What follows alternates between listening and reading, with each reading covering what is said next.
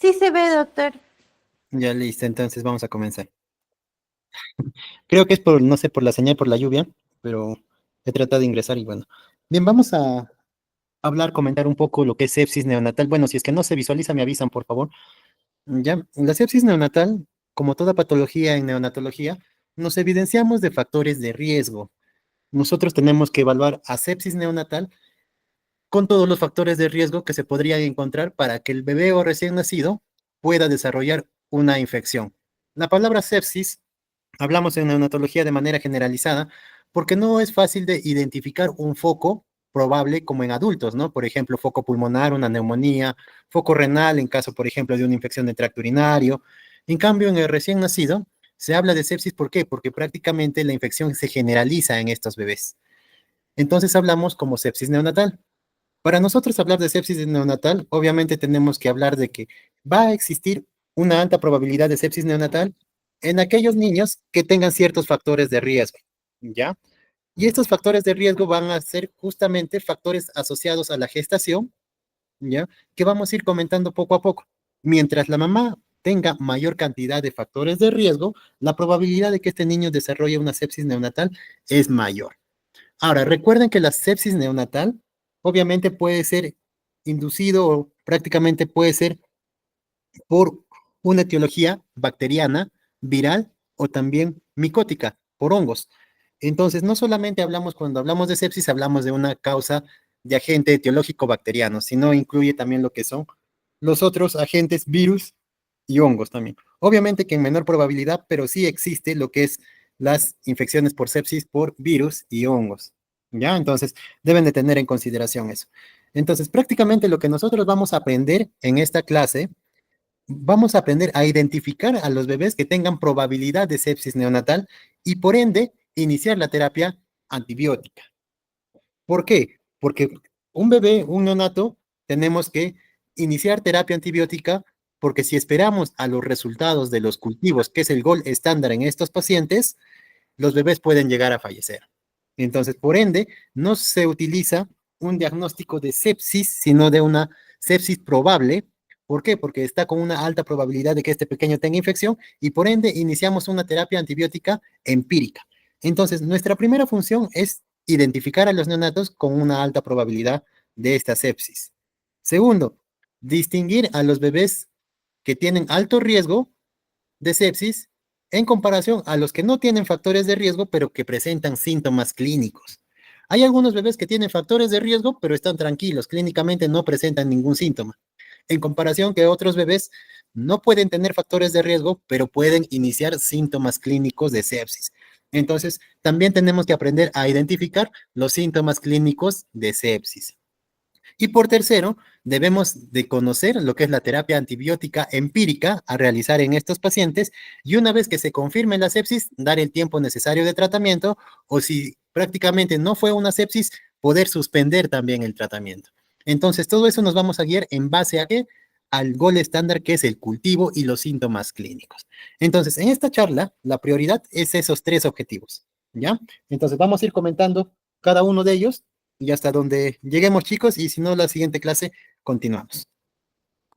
Entonces, como ustedes saben, la definición de una sepsis neonatal no solamente es una infección o un síndrome que va a afectar de manera multiorgánica a este bebé, pero que no solamente el agente etiológico es una bacteria, sino que también puede ser un virus o un hongo. Y obviamente hablamos de sepsis neonatal dentro de un bebé que está dentro del mes, de los primeros 28 días de nacido. Obviamente ya cuando el bebé pasa esta etapa, hablamos ya del tema de un lactante febril por lo general. Y también se abarca como, como una sepsis, ¿ya?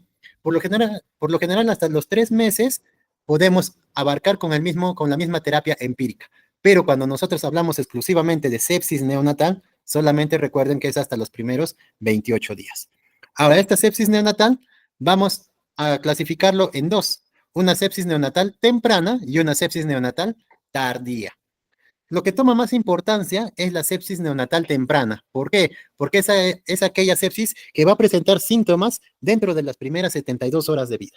Entonces, como el bebé dentro de esas 72 horas de vida va a estar con nosotros en el hospital, entonces nosotros tenemos que identificar si es que este bebé podría o no tener sepsis neonatal temprana e iniciar tratamiento antibiótico. En cambio, la sepsis neonatal tardía es pasado las 72 horas de vida. En este caso, ¿qué es lo que llega a suceder? Son los bebés que han sido dados de alta y que posteriormente vienen por pérdida de peso, por ictericia, por cualquier otro síntoma, fiebre, distrés respiratorio. Entonces, a ello hablamos de una sepsis neonatal tardía. Entonces, el punto de corte, recuerden, es 72 horas. Menos de 72 horas hablamos de una sepsis neonatal temprana. Y posterior a las 72 horas vamos a hablar de una sepsis neonatal tardía. Ese es un punto de corte. ¿Por qué? Porque tu diagnóstico es totalmente diferente. Porque el abordaje clínico en una sepsis neonatal temprana es distinto que a un paciente con una sepsis neonatal tardía. ¿Por qué? El antibiótico que vas a usar es lo mismo, sino que los bebés con sepsis neonatal tardía tienen mayor riesgo y probabilidad de desarrollar infección de las meninges. Eso quiere decir una meningitis está asociado a mayor probabilidad de una sepsis neonatal temprana. Es por eso que a veces con la calculadora de riesgos de sepsis nos menciona que nosotros debemos a todo paciente que está con sospecha de sepsis neonatal temprana, debemos realizarle una punción lumbar. ¿Por qué? Porque se ha visto esta asociación entre sepsis neonatal temprana con el riesgo de meningitis. Ya. Eso es lo que deben de tener en consideración. En comparación a una sepsis neonatal tardía, que no es muy frecuente, ¿ya? Y el abordaje por lo general es totalmente distinto. Entonces, cuando nosotros tenemos la sospecha, hay factores de riesgo para sepsis y hay algunos síntomas clínicos, vamos a hablar de sepsis probable. Sepsis probable, pones diagnóstico de sepsis probable cuando tienes antecedentes o factores de riesgo para sepsis y presentas síntomas clínicos. Recuerden bien esa definición. La sepsis confirmada, obviamente, cuando tienes un hemocultivo positivo. Algún cultivo positivo, ya sea en hemocultivo, que es el gol estándar para el diagnóstico de sepsis. Y una sepsis clínica es cuando el paciente solamente ha presentado síntomas clínicos, pero el hemocultivo ha salido negativo. ¿A veces suele pasar ello? Sí. A veces algunos bebés solamente presentan síntomas clínicos, se le inicia tratamiento antibiótico y cuando esperamos el cultivo, por lo general a las 72 horas, la respuesta sale negativo, pero el bebé ha tenido síntomas clínicos. Entonces, en ahí es cuando se cataloga una sepsis clínica. Entonces, estos tres conceptos entre sepsis probable, confirmada y sepsis clínica deben de tenerlo en consideración. ¿Ya? Porque si es una sepsis probable y los síntomas mejoran en menos de 72 horas, el hemocultivo es negativo, prácticamente puede suspender el tratamiento a las 72 horas. Si es una sepsis confirmada, el tratamiento será 7 días. Si es una sepsis clínica, el tratamiento va entre 5 a 7 días. Entonces, esto por lo general les estoy dando de manera general cómo es el abordaje con respecto a cada uno de los diagnósticos que tenemos. Sepsis probable, sepsis confirmada y sepsis clínica. Algunos de ustedes me dirán, doctor, acá en sepsis probable, en su diapositiva, usted ha puesto que nosotros debemos de tener en sepsis probable lo que es pruebas de laboratorio alterados. En realidad, las pruebas de laboratorio alteradas, que es lo que menciona en esta parte, ¿ya? Vamos a ponerlo entre comillas o en signo de interrogación. ¿Por qué? Anteriormente, ustedes saben que lo que es la neonatología cada vez va avanzando y va ampliando poco a poco sus criterios diagnósticos, ya que se ha visto que el uso de antibióticos de manera empírica en algunos bebés que tal vez no necesitan antibióticos incrementa la mortalidad en estos pacientes. Entonces, antes, ¿qué se hacía? Se sacaba algunas pruebas como el hemograma, el PCR, procalcitonina, que incluso decían, si estos valores salen, entre comillas, positivos, vamos a dar algún tipo de tratamiento. Pero lo que nos muestra en los últimos estudios es de que estas pruebas no tienen una buena sensibilidad ni especificidad para lo que es el diagnóstico de una sepsis neonatal temprana, en comparación que una sepsis neonatal tardía, pasado las 72 horas, sí nos ayuda. Pero en cambio, en una sepsis neonatal temprana, por favor, no nos ayuda lo que es el diagnóstico en base a las pruebas. Solamente nos ayuda en una sepsis neonatal tardía. ¿Ya, chicos? Y con respecto a lo que es la sepsis puede ser, el origen puede ser de dos partes. Obviamente la sepsis vertical es la que se va a dar dentro de la sepsis neonatal temprana porque es la que presenta síntomas dentro de las primeras 72 horas.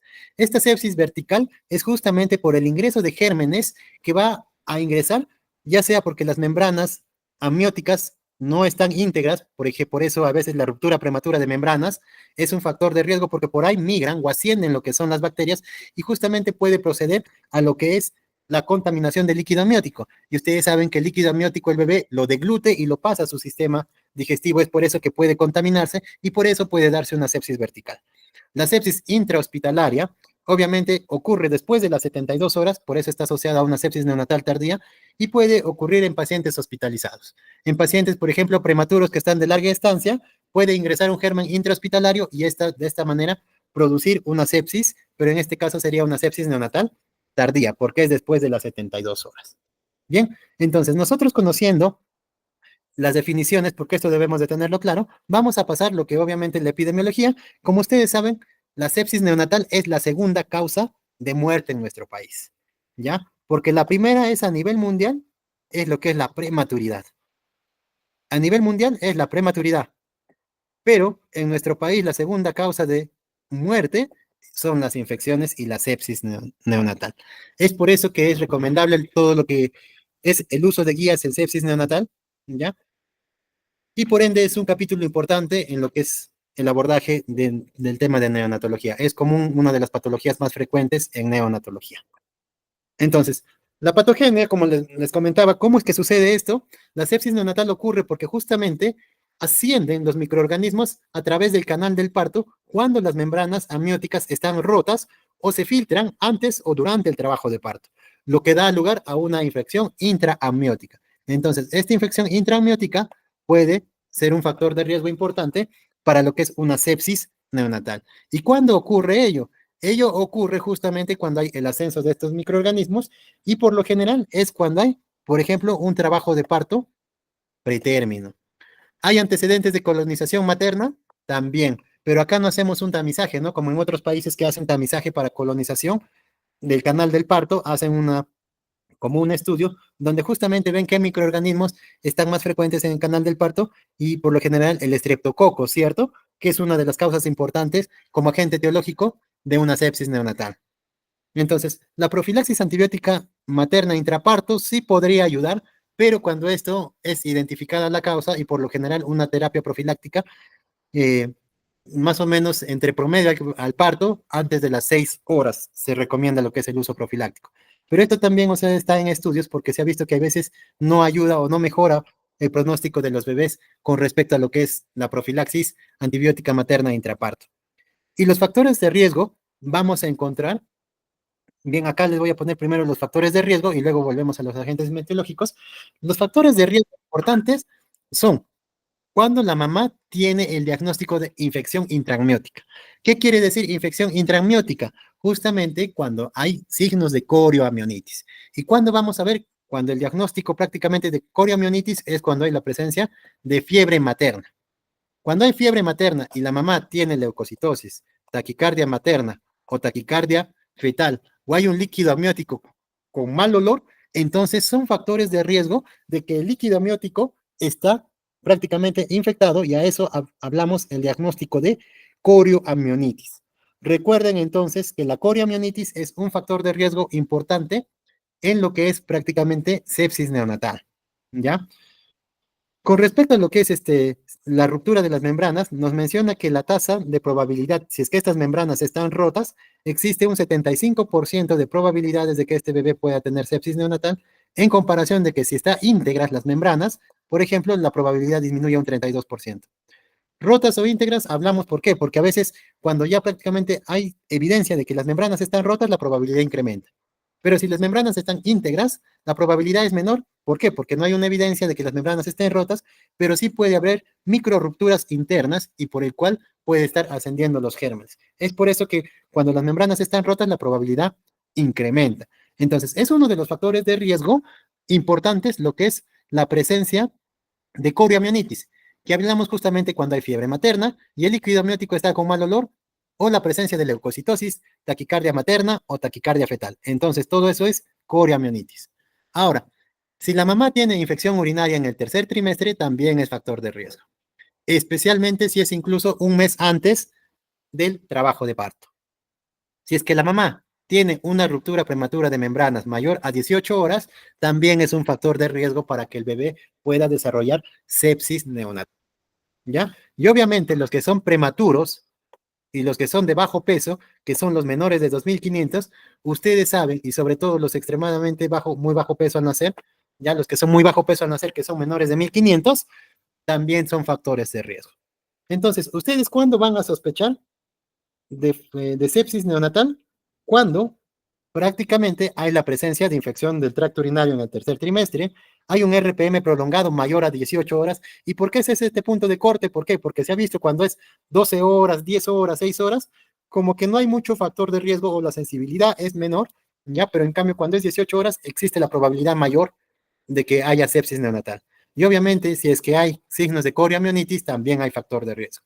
Y obviamente, esto también es importante que no lo hacemos en nuestro país, lo que es la presencia de estreptococo en lo que es el canal del parto, pero en otros países sí lo realizan y a veces el hecho de que la madre esté colonizada con estreptococo de grupo B también es factor de riesgo para ellos.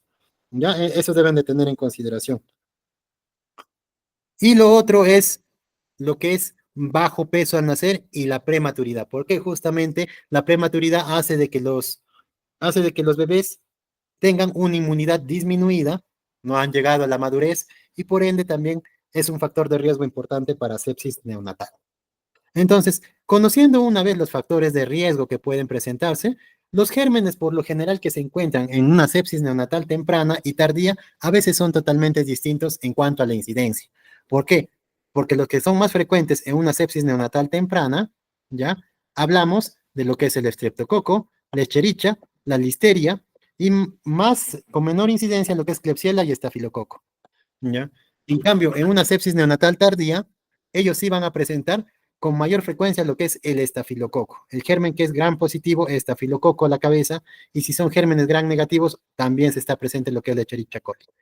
¿Por qué? Porque por lo general estos gérmenes son intrahospitalarios y ustedes saben que el estafilococo epidermidis, ya, al igual que el aureus, justamente son microorganismos que son intrahospitalarios que se pueden encontrar y por ende está con mayor afección a una sepsis neonatal tardía. No olvidarnos la Escherichia coli que es también a veces presente cuando los pacientes reingresan, vienen ya de la calle al quinto, al sexto día, vienen también con una infección por Escherichia coli. Entonces, la Escherichia coli es frecuente en ambos casos, en neonatal temprana y tardía, pero tener en consideración que en una sepsis neonatal temprana también encontramos estreptococo de grupo B y listeria monocitolina. Ya chicos, entonces hemos hablado un poco de lo que es la presentación de lo que es sepsis, las definiciones que debemos de tener en consideración, los factores de riesgo y también lo que son los microorganismos importantes como agentes etiológicos. ¿Por qué? Porque depende a esto, nosotros vamos a dar un tratamiento. Si tienes gérmenes gram positivos, ¿ya? Si tienes gérmenes gram positivos, darás un antibiótico contra gérmenes gram positivos. Si tienes gérmenes gram negativos, darás un antibiótico contra gérmenes gram negativos. Y es por eso justamente que damos una terapia empírica contra gérmenes gram positivos y gram negativos. ¿Por qué? Porque la mayoría de ellos cubrimos justamente la cantidad de gérmenes que son los principales agentes etiológicos. Entonces, por ende, el tratamiento antibiótico es doble para cubrir con mayor espectro la probabilidad de los agentes etiológicos que nosotros tenemos aquí en sepsis neonatal temprana. ¿Ya? En sepsis neonatal tardía, como ustedes pueden ver, también casi es similar el espectro etiológico y por ende se utiliza también el mismo antibiótico. Salvo sea un germen intrahospitalario, como ustedes saben, los gérmenes intrahospitalarios generan mayor resistencia y es por ende que ya podemos utilizar antibióticos de segunda línea. ¿Por qué? Porque justamente la resistencia de los gérmenes intrahospitalarios. Bien, chicos, me hubiera gustado continuar, pero tengo que hacer el reporte. Por favor, la siguiente clase vamos a hablar sobre lo que es el diagnóstico y tratamiento y vamos a hablar un poco de los exámenes auxiliares de sepsis neonatal. La siguiente clase está programado para el día sábado. Ya el día sábado terminamos con esto, con sepsis neonatal y también, si es que nos alcanza el tiempo, vamos a terminar lo que es ictericia también y con eso sería lo que son las clases eh, por estas vacaciones. Ya chicos, traten de leer un poco sobre sepsis neonatal y nos vemos en la siguiente clase. Ya chicos, un gusto, disculpen más bien, no sé, fue tema del internet, no sé de la señal, pero no logré conectarme a tiempo y no funcionaba muy bien. Ya chicos, nos vemos en la siguiente clase, por favor, y si es que hay alguna duda, no hay problema, podríamos repetir desde un inicio lo que es la clase del día de hoy. Ya chicos, nos vemos en la siguiente clase. Muchas gracias, doctor. A ustedes, chicos.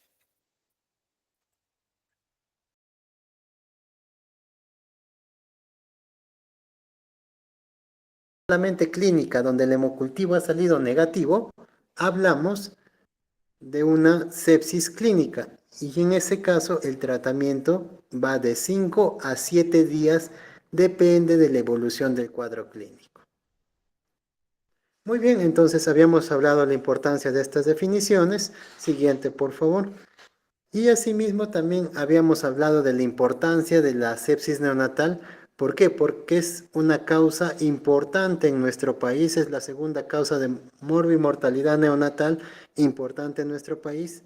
¿Ya? Y por eso nosotros debemos de conocer este tipo de patología.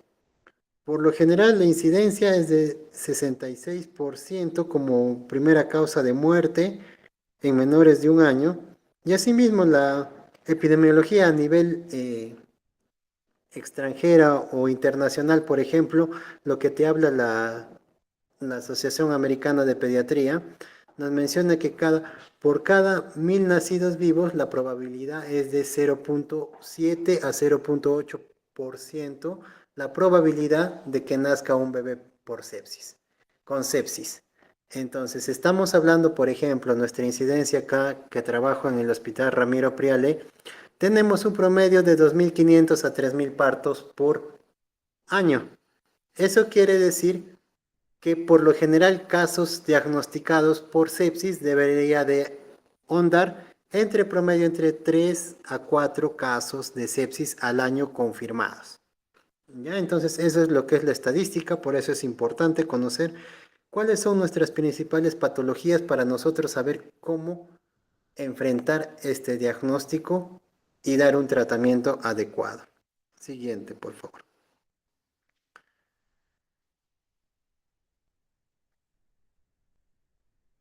Siguiente. Entonces, lo que les comentaba, la patogenia más que nada abunda en lo que es el ingreso de gérmenes a través del canal del parto. ¿Ya? Estos gérmenes ascienden hacia lo que es el líquido amniótico. Obviamente, si es que las membranas están rotas, es más fácil el ascenso y poder llegar al ambiente del líquido amniótico y poder probablemente infectar el líquido y de esa manera infectar lo que es al bebé. Por lo general, los mecanismos patogénicos que principalmente utilizan proteínas adhesivas son el Streptococcus beta-galactiae y el Escherichia coli, ya que estos tienen proteínas fijadoras que les ayudan a ascender justamente a través del canal del parto. ¿Ya? Y por eso es importante, en algunos países lo realiza, el tamizaje de colonización en canal del parto o canal vaginal de las gestantes si hay la presencia o no de estreptococo. ¿Por qué? Porque eso es un factor de riesgo, ¿ya? Si es que la madre es colonizada. Obviamente en nuestro ambiente, en nuestro medio, no se realiza ese tamizaje o ese filtro que se puede realizar a las gestantes, obviamente por diversos motivos, tal vez de presupuesto, pero no se realiza en nuestro país. En comparación, por ejemplo, con otro agente etiológico que es importante, que es la Listeria monocytogenes, en el cual la Listeria monocytogenes sí puede hacer una transmisión vertical a través de la placenta. La madre puede presentar síntomas de infección por listeria o estar asintomática, pero esto sí puede pasar a través de la placenta y puede prácticamente ingresar como una transmisión vertical en caso de la Listeria monocytogenes. Es por ende que a veces partos prematuros está asociado a causas infecciosas. ¿Por qué? Porque justamente estas membranas ya no son tan íntegras y son frágiles y por ende rompen las membranas y por ende ingresan a un trabajo de parto prematuro estos pacientes que tienen infección. ¿Ya? Muy bien, siguiente por favor. Los microorganismos, como ustedes ya saben, habíamos hablado, los microorganismos más importantes va a depender si es que es una sepsis neonatal precoz o una sepsis neonatal tardía. También vamos a ver algunos factores de riesgo propios de recién nacido, como por ejemplo la prematuridad y el peso de recién nacido, que son factores de riesgo también para desarrollar una sepsis neonatal. Siguiente, por favor. En la siguiente diapositiva vamos a ver justamente los microorganismos o agentes etiológicos en cada uno de los ámbitos, ya sea una sepsis neonatal precoz o una sepsis neonatal tardía, en el cual vamos a ver que el agente etiológico más importante en una sepsis neonatal precoz o temprana, menos de las 72 horas, es el estreptococo del grupo B, asociado también a otro que es más frecuente, que es Escherichia coli. Recuerden que el Escherichia coli es uno de los gérmenes gram negativos más frecuentes que se encuentra en lo que es la sepsis neonatal temprana. En la sepsis neonatal tardía, por lo general, encontramos el estafilococo epidermidis, estreptococo, pero también al Escherichia coli. Es por eso que nosotros debemos de conocer, como por ejemplo, el estreptococo del grupo B y la Listeria monocitógenes son gérmenes gram positivos, en comparación de lo que es la Escherichia coli, la Klebsiella, que son prácticamente gérmenes gram negativos. Entonces, si tenemos la sospecha de un germen gram positivo y gram negativo, ¿ya? Deberíamos de dar tratamiento empírico para un germen gram positivo y un germen gram negativo. Es ahí donde nosotros utilizamos el tratamiento empírico justamente para proteger los principales agentes etiológicos que son gram negativos y gram positivos. Conociendo que es el estreptococo y la listeria, se da de tratamiento lo que es ampicilina, y la Escherichia coli, que es sensible a lo que es los aminoglucósidos, por eso iniciamos lo que es la gentamicina. Siguiente, por favor. Entonces, nosotros vamos a llegar al diagnóstico a través de ¿qué? Conociendo los factores de riesgo. ¿Por qué? A través de conocer los factores de riesgo, nosotros vamos a tener la sospecha de una sepsis. Si tiene factores de riesgo más síntomas clínicos, vamos a estar ante una sepsis probable. ¿Y qué tenemos que hacer? Solicitarle hemocultivo, que es el gol estándar, e iniciar posteriormente tratamiento antibiótico. ¿Qué factores de riesgo? El principal es la corioamionitis. ¿Qué significa la corioamionitis? Significa que las membranas amnióticas o el líquido amniótico está contaminado o hay signos de infección. ¿Cuáles son estos signos de infección que vamos a conocer en la corioamionitis? Es la presencia de una fiebre materna. La presencia de fiebre materna va a ser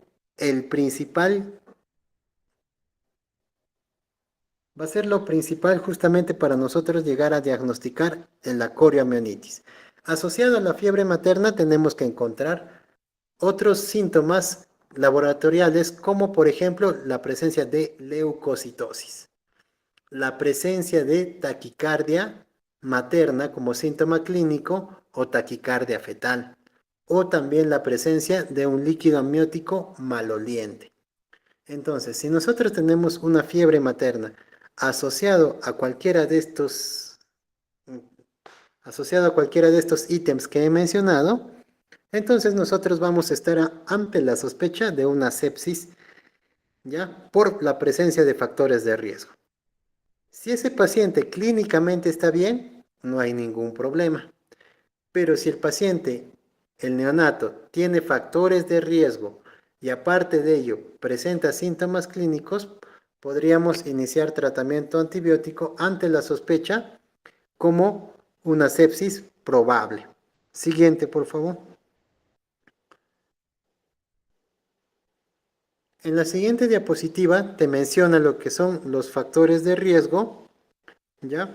En el cual justamente, en el cual vemos que la prematuridad y el bajo peso al nacer menos de 2500 son factores de riesgo para sepsis neonatal.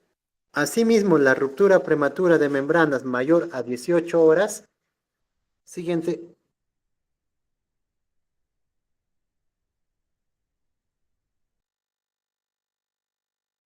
Entonces, ahí podemos ver que la ruptura prematura de membranas mayor a 18 horas es justamente un factor de riesgo para sepsis neonatal precoz. Obviamente estamos hablando en sepsis neonatal precoz. Lo que les había mencionado, la presencia de fiebre materna o la presencia de un líquido amniótico con mal olor también es factor de riesgo. Y no olvidarse las infecciones del tracto urinario en el último trimestre. Asociado a un bebé prematuro o de bajo peso al nacer o de muy bajo peso al nacer, están en un contexto de un paciente con factores de riesgo para sepsis neonatal. Siguiente.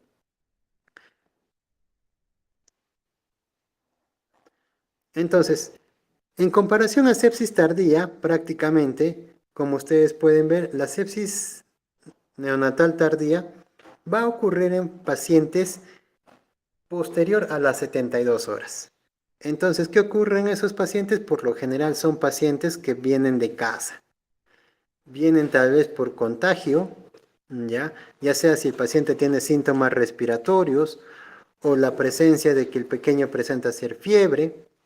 Entonces, los factores de riesgo más que nada va a ser cuando el paciente presenta tal vez alguna lesión o herida a través de la piel, o cuando el paciente ha estado largo tiempo hospitalizado más a 72 horas, puede adquirir un germen intrahospitalario y producirse como una sepsis neonatal tardía. La utilización de procedimientos invasivos, incluido ventilación mecánica, también es factor de riesgo. Y recuerden que el uso prolongado de antibióticos o de antagonistas H2O o inhibidores de bomba de protones también son factores de riesgo, ya que barren todo con lo que es la flora normal del bebé o prácticamente disminuye lo que es el factor de protector ácido de la mucosa gástrica y por ende existe mayor riesgo de algún tipo de invasión de algún tipo de germen. Entonces, como ustedes pueden ver, cuando es una sepsis neonatal tardía, más que nada va a ser síntomas clínicos o factores de riesgo que van a estar justamente asociados a una estancia hospitalaria prolongada o que vienen de casa, con síntomas conocidos como fiebre o algún proceso respiratorio o, por ejemplo, diarreas también. En comparación, en una sepsis neonatal precoz, que todo depende de la gestación, del líquido amniótico, de las membranas si están íntegras, si es prematuro, si es bajo peso, si la mamá tenía infección urinaria, entonces más está asociado a lo que es la parte prenatal e intrapartos, ¿cierto? Entonces eso debemos de tener en consideración. Siguiente. Entonces nosotros el diagnóstico vamos a hacerlo, ¿ya? Se va a realizar cuando el paciente presenta factores de riesgo o presenta síntomas clínicos el paciente. Como ustedes saben, los síntomas clínicos en los recién nacidos no son específicos de algún tipo de patología. Puede presentar cualquier tipo de síntoma clínico y no necesariamente ser sepsis, sino que muchas patologías comparten los síntomas clínicos. ¿Ya? Según la revisión NICE, hay veces lo cataloga algunos síntomas clínicos como banderas rojas, ¿ya? Que tienen, obviamente lo estratifica banderas rojas, amarillas y verdes, que quiere decir que las banderas rojas o los síntomas que están marcados con color rojo presentan mayor importancia en la sospecha de sepsis clínica. Pero como ustedes saben, cualquier síntoma puede ser sospecha de sepsis. Entonces, ¿cómo nosotros vamos a darnos cuenta de que este paciente puede ser una sepsis neonatal precoz? Cuando hay la probabilidad de factores de riesgo más síntomas clínicos. Si el bebé no tiene factores de riesgo, pero presenta síntomas, hay que preguntarnos si esos síntomas pueden ser causados primeramente por otra patología, ¿ya? Eso debemos de preguntarnos. Por ejemplo, ¿no? Lo que comúnmente se ve en neonatos, el síndrome de distrés respiratorio. Este síndrome de distrés respiratorio será causado por una sepsis, será causado por una prematuridad, será causado por un líquido amniótico. Entonces, depende de cada uno de los factores de riesgo que nosotros podamos encontrar para ver si es causado por sepsis. Si tiene RPM prolongado, si es un líquido amniótico maloliente, la ruptura era mayor de 18 horas, la mamá tenía fiebre materna, estaba con infección urinaria la mamá, la probabilidad será de que sea sepsis. En cambio, si es un prematuro de 32, 33 semanas, diremos que este síndrome de dificultad respiratoria, la mayor causa probable puede ser por la prematuridad, una enfermedad de membrana hialina. En comparación, si vemos que este neonato tiene 41 semanas y ha absorbido un poco de líquido meconial, diremos que este distrés es por un síndrome de aspiración meconial. Entonces, el diagnóstico nos vamos a basar en factores de riesgo y síntomas clínicos que no van a estar prácticamente descartando alguna otra patología que pueda causar este síntoma clínico. ¿Ya? Eso es lo que deben de tener en consideración para recordarles que los síntomas clínicos en sepsis neonatal no son específicos de la patología. Ya puede presentarse por otras patologías también. Siguiente, por favor. Entonces, de esta manera, nosotros vamos a llegar al diagnóstico. Y a veces ustedes se preguntarán, doctor, ¿y nosotros para llegar al diagnóstico nos vamos a ayudar de algunas pruebas auxiliares? Vamos a pedir lo que comúnmente a veces pedimos, ¿no? Vamos a pedir hemograma, vamos a pedir PCR, vamos a pedir procalcitonina, o si su hospital es más, prácticamente más sofisticado, doctor, vamos a pedir interleucina 6, interleucina 8, o factor antígeno CD30. Entonces, se ha comprobado que los exámenes auxiliares no hacen un diagnóstico de sepsis, ¿ya? Más bien, esos exámenes nos van a identificar qué bebé puede hacer o no o hacer una sepsis neonatal. ¿Cómo así? Siguiente, por favor.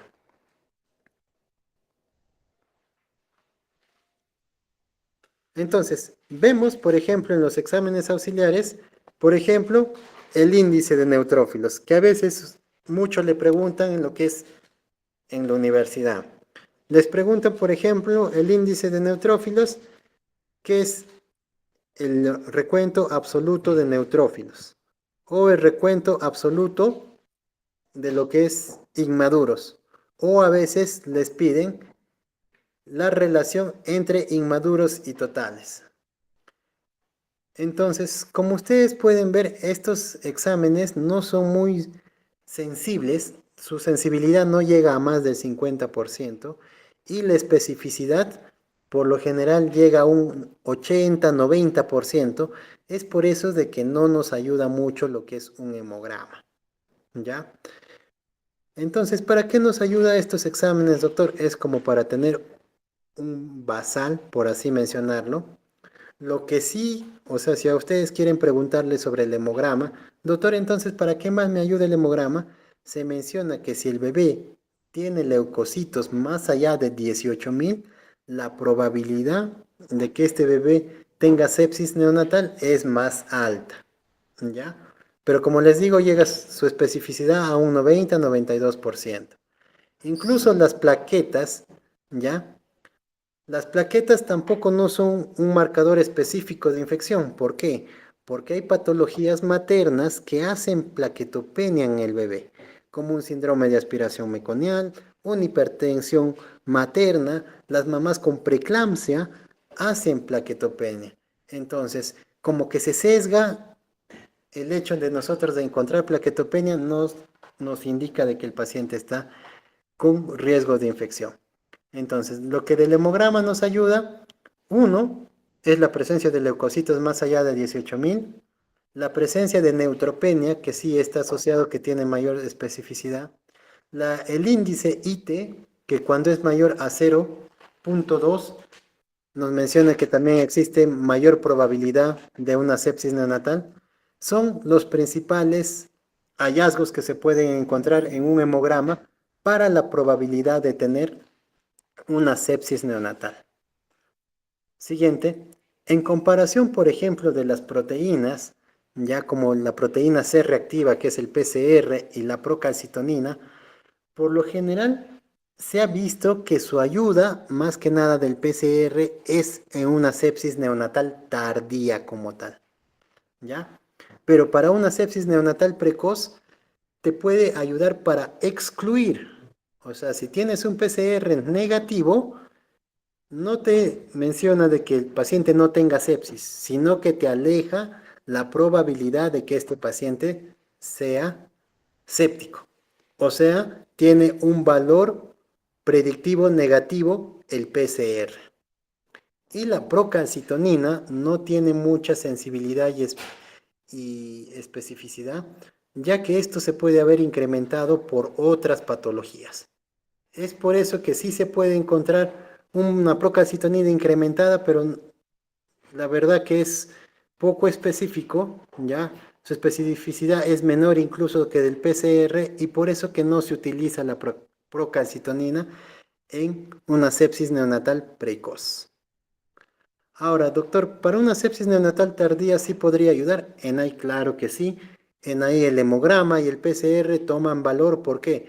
Porque pasado las 72 horas, prácticamente estos valores son más confiables y nos ayudan a un mejor diagnóstico para una sepsis neonatal tardía. Pero para una sepsis neonatal precoz no nos ayuda sus valores. ¿Ya? Como por otra parte, también estos resultados, por ejemplo, nos ayudan a veces en lo que es la discusión del tratamiento, porque si nosotros tenemos dos PCRs negativos de manera seriada, podemos decir que este paciente está siendo efectivo el tratamiento y podemos suspender tratamiento antibiótico. ¿Y por qué a veces nos guiamos del PCR? Porque justamente a veces el hemocultivo sale negativo. A pesar de que el paciente ha tenido síntomas clínicos, ha tenido distrés, vómitos, distensión abdominal, ha estado chocado, ha estado con inotrópicos, ha llegado a ventilador, pero nuestro hemocultivo sale negativo. Entonces, en esos casos nosotros lo catalogamos como una sepsis neonatal clínica donde recibe tratamiento 7 días y a veces, para estar seguros, solicitamos un PCR que si ese PCR sale negativo, nos ayuda para la probabilidad de la suspensión del tratamiento antibiótico. El otro, el otro examen auxiliar es el hemocultivo. Como ustedes saben, el hemocultivo es el gol estándar en una sepsis neonatal, ya sea precoz o tardía, en el cual nosotros vamos a identificar un germen o aislar algún tipo de germen en el torrente sanguíneo. Para eso, ustedes deben de tener algunas consideraciones, en el cual el hemocultivo por lo general se debe de tomar dos hemocultivos, ¿ya? Tomar dos hemocultivos con mínimo 1 mililitro de volumen sanguíneo.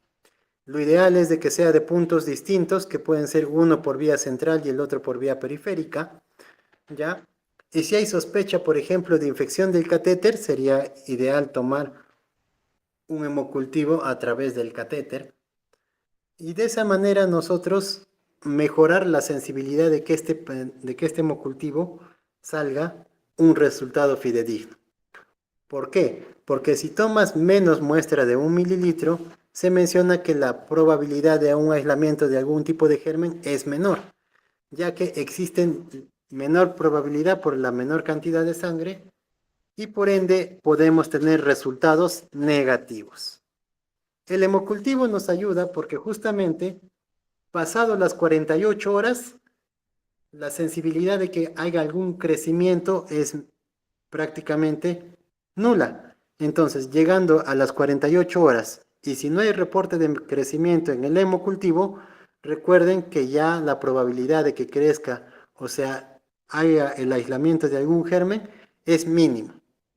Llegando así casi a un 99%, la probabilidad de que crezca al tercer día, o sea, a las 72 horas, algún germen es prácticamente mínima.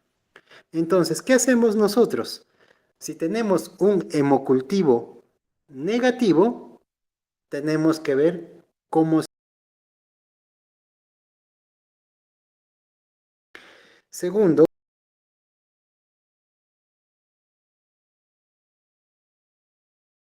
que si tomas menos muestra de 1 mililitro, se menciona que la probabilidad de un aislamiento de algún tipo de germen es menor, ya que existen menor probabilidad por la menor cantidad de sangre y por ende podemos tener resultados negativos.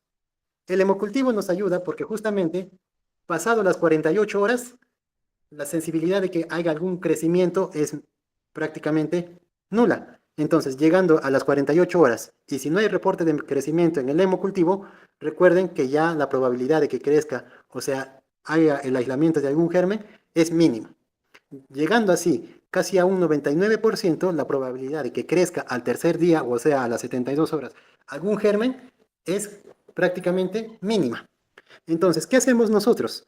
Si tenemos un hemocultivo negativo, tenemos que ver cómo se ha ido este bebé con el tratamiento antibiótico, ¿ya? Ya que si el paciente todavía tiene síntomas clínicos después de iniciado las 72 horas, en ese caso será como una sepsis clínica, ¿ya? El hemocultivo nos va a ayudar de manera importante porque va a guiar nuestro tratamiento. Entonces, siguiente, como ustedes pueden ver, el tratamiento va a depender si es una sepsis neonatal temprana o tardía y depende si es un germen intrahospitalario. El tratamiento de primera línea es ampicilina más gentamicina, usamos nosotros acá en el hospital. Si ustedes se van a otros hospitales a nivel del Perú o llegan a conocer otros hospitales, por lo general inician con ampicilina o amicacina. En nuestra realidad de acá, en nuestro ambiente de la región, en el hospital, nosotros utilizamos ampicilina más gentamicina. ¿Por qué? Porque justamente nosotros, para no, para evitar la resistencia de nuestros gérmenes, ya, la resistencia a los aminoglucósidos, utilizamos gentamicina, ya que la amicacina es un germen que se puede utilizar frente a anaerobios, frente a pseudomonas. Entonces, si nosotros de frente utilizamos un germen antiseudomónico acá en el hospital, podemos incrementar la tasa de resistencia de algún tipo de germen resistente a la amicacina, como por ejemplo lo que son las pseudomonas.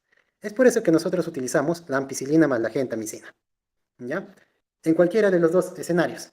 Pero si, por ejemplo, ustedes me dirán, doctor, es un paciente más de 72 horas, es una sepsis tardía que ha estado acá en el hospital, entonces nosotros vamos a utilizar vancomicina más imipenem.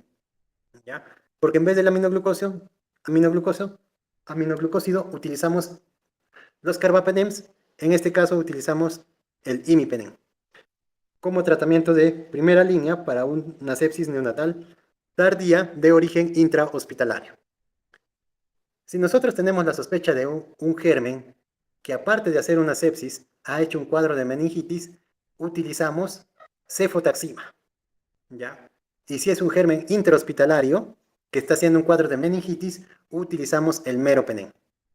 Recuerden esto, que esta sensibilidad de perfiles justamente antibióticos que utilizamos depende del perfil de sensibilidad que pueden estar identificados en germen de cada institución. ¿Por qué? Porque el perfil epidemiológico de cada hospital es totalmente distinto. Pero sí las normativas, o como por ejemplo los lineamientos, por lo general te dice utiliza ampicilina más un aminoglucósido. ¿Ya? Eso es lo que deben de tener en consideración.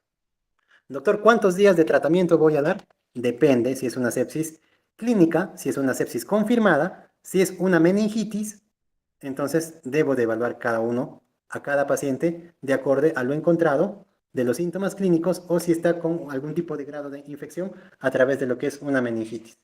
Entonces, si es una meningitis, por lo general, se da tratamiento por 14 hasta 21 días. Se da 10, 14 y 21 días. 10 si el líquido cefalorraquídeo ha salido negativo. Si es un germen gram positivo, se le da tratamiento 14 días. Si es un germen gram negativo o un meningitis, el tratamiento es 21 días. ¿Ya? Eso es en caso de que el paciente tenga meningitis. Pero si el paciente solamente tiene una sepsis neonatal con hemocultivos positivos, el tratamiento es por 7 días.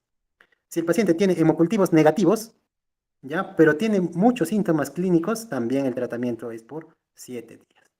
Entonces, eso es lo que nosotros debemos de identificar. Y obviamente, si nosotros estamos dando un tratamiento de primera línea y nuestro paciente no responde y se complica, cambiamos a una medicación de segunda línea, donde ya sospechamos que es un germen muy resistente e utilizamos los de segunda línea como vancomicina e imipenem. Entonces, eso es lo que ustedes deben de conocer con respecto a sepsis neonatal. No sé si tienen alguna duda o pregunta, chicos.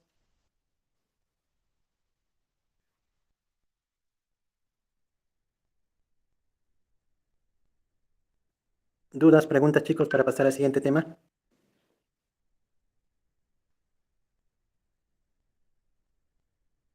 Dudas, preguntas.